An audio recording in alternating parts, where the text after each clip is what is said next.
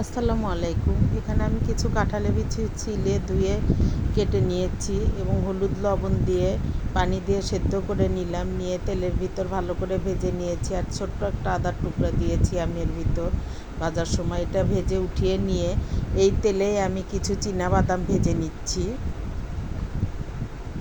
আর এদিকে আমি পেঁয়াজ রসুন ভালো করে কেটে ধুয়ে রেখেছি এবং কাঁচামরিচগুলো আস্ত নিয়েছি।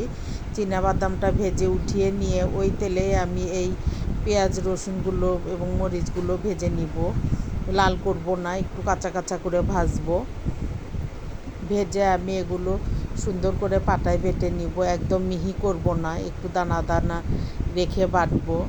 এতে করে ভর্তাটা বেশি ভালো লাগে। আর একটু বাটা হয়ে যাওয়ার পরে একটু সরিষার তেল দিয়ে মেখে নিলাম, দেখলাম লবণটা একটু কম, তাই একটু লবণও দিয়ে নিলাম।